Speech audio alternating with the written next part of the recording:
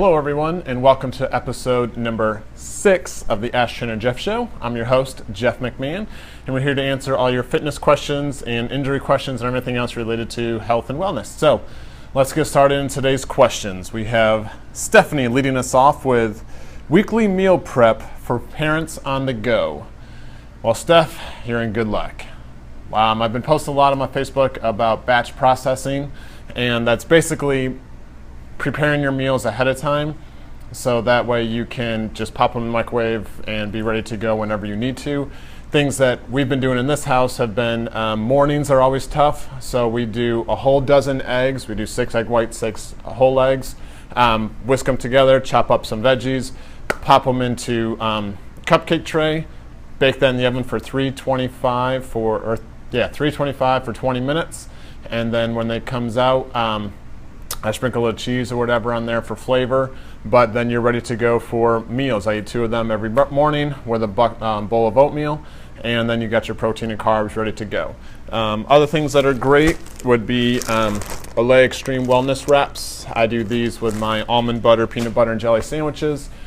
I also use them for wraps like in the morning if I want to do eggs in there with salsa, things like that.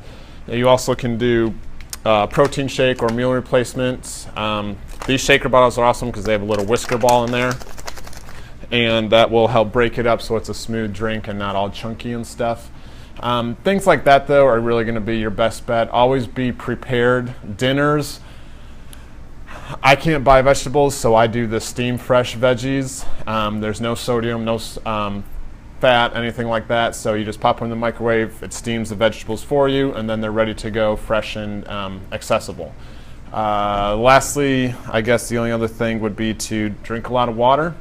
Helps suppress hunger, helps flush out fat, and keeps you fuller longer because your body is hydrated. So a lot of times when you're hungry, especially on the go, you're mostly dehydrated, so the more you can stay hydrated throughout the day, yes, you're going to pee a lot, but it's also going to make you feel a lot better.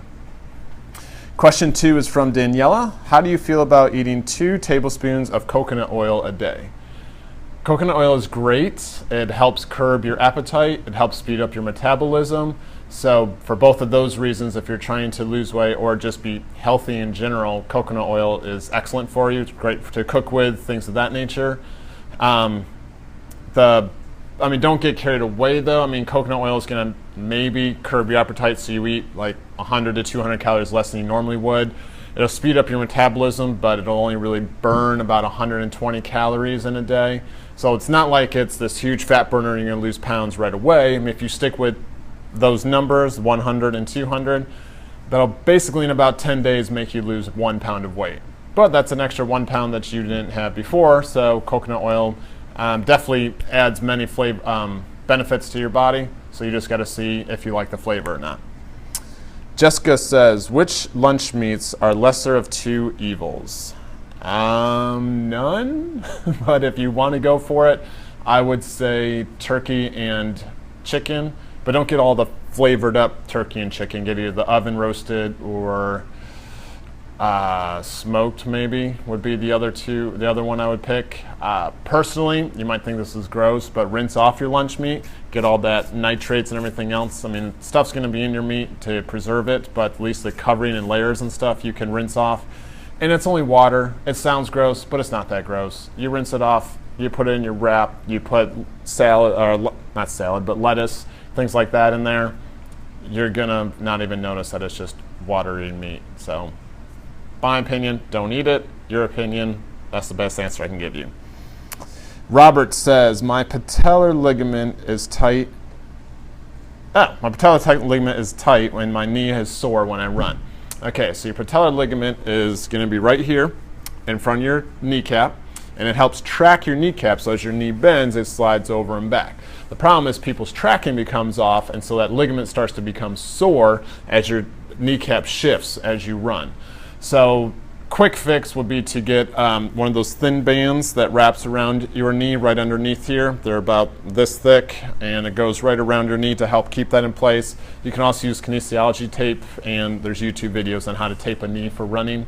But the bigger, more important thing would be to get a consultation either with me or some other expert to have them look at your gait and see what your ankles, knees, and hips are doing. Because anytime you have knee pain, most likely it's going to be something with your hip or something with your ankle. So it's not always just associated where the pain is, but the source of where the pain should be coming from.